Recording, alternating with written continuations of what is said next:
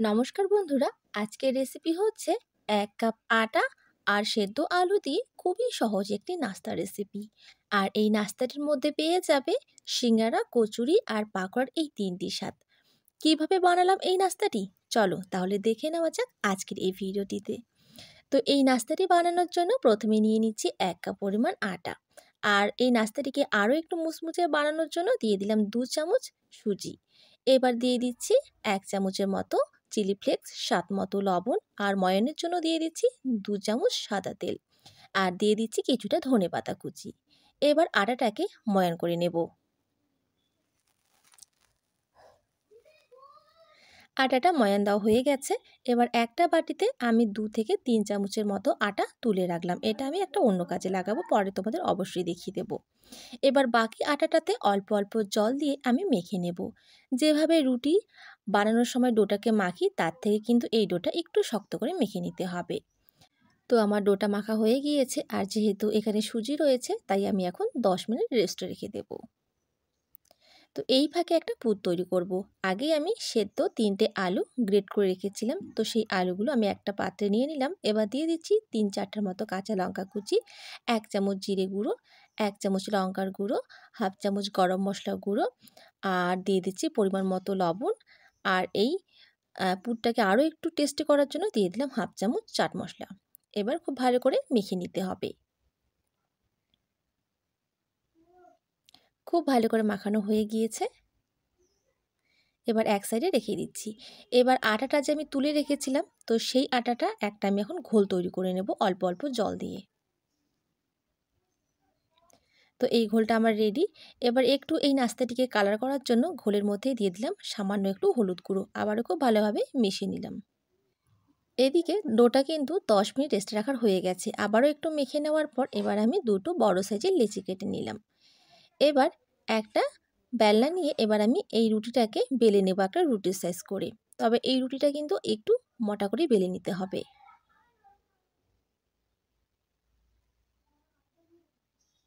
রুটিটা একটু মোটা করে বেলে নিয়েছি। এবার যে পুরটা তৈরি করেছিলাম সেই পুরটা কিন্তু রুটির ওপরে খুব ভালোভাবে লাগিয়ে নিতে হবে। একটা আলুর লেয়ার কিন্তু করে নিতে হবে। খুব ভালো করে কিন্তু আলুর একটা লেয়ার তৈরি করে নিয়েছি। এবার ওপর থেকে দিয়ে দিচ্ছি কিছুটা সস। আর এই সস দেওয়ার কারণে কিন্তু এই নাস্তাটি খেতে আরও দারুণ টেস্টি হবে। আর বাড়ির বড় থেকে ছোটরা প্রত্যেকেই কিন্তু এই নাস্তাটি খেতে ভীষণ পছন্দ করে। এবার আমি রোল করে নেব। এইভাবে ঘুরিয়ে ঘুরিয়ে রোল করে নেব, আর আঙুল দিয়ে একটু চেপে চেপে নিতে হবে। এতে করে কিন্তু খুব ভালোভাবে কিন্তু সেট হয়ে যাবে। তো রোলটা আমার রেডি হয়ে গেছে। আবারও একটু ভালো করে চেপে চেপে সেট করে নিচ্ছি। এবার আমি এই ২ সাইড কেটে বাদ দিয়ে দিচ্ছি। এবার আমি কেটে নিচ্ছি। এইভাবে করে কেটে নিচ্ছি, আমি একটু সরু করেই কেটে নিচ্ছি। তোমরা যদি একটু মোটা করে কেটে নিতে পারো। তবে একটু যদি সরু করে কেটে নেওয়া হয় এতে করে কিন্তু নাস্তাটি খুব তাড়াতাড়ি ভাজা হবে, আর এই নাস্তাটি কিন্তু ভীষণ মুচমুচে হবে।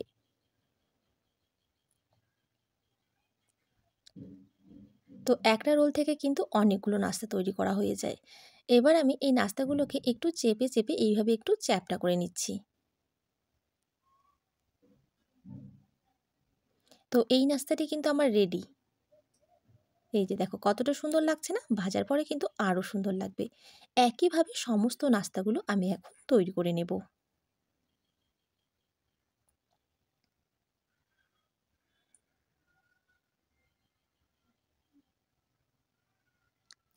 একইভাবে সমস্ত নাস্তাগুলো আমি তৈরি করে নিয়েছি। এবার হচ্ছে ভেজে নেওয়ার পালা।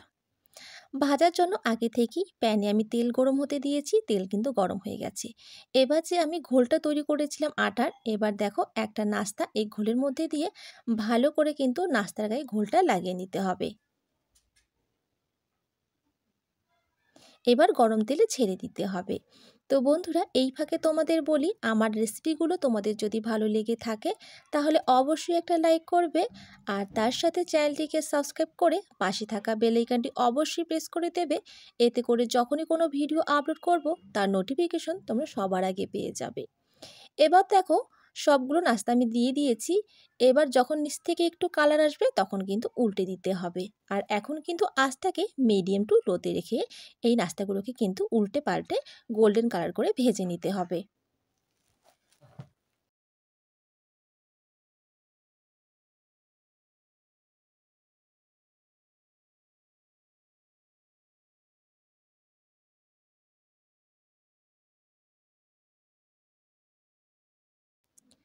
আমি 5 মিনিট সময় ধরে মিডিয়াম টু লো আঁচে কিন্তু এই নাস্তাগুলোকে ভেজে নিয়েছি গোল্ডেন কালার করে।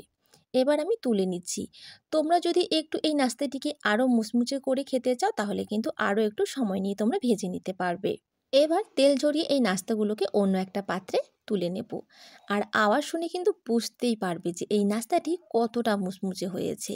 আর খেতেও কিন্তু বন্ধুরা দারুণ টেস্টি হয়। একইভাবে পরের ব্যাচটাকেও আমি এখন ভেজে নেব।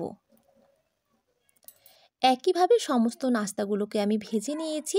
আর এই নাস্তাগুলোর মধ্যে তোমরা কিন্তু পেয়ে যাবে সিঙ্গারা, কচুরি আর পাকোড়ার এই ৩টি স্বাদই কিন্তু রয়েছে এই নাস্তাটির মধ্যে। তো বন্ধুরা, তোমরা অবশ্যই একবার হলেও ট্রাই করে দেখো। আশা করি তোমাদেরও ভীষণ ভালো লাগবে।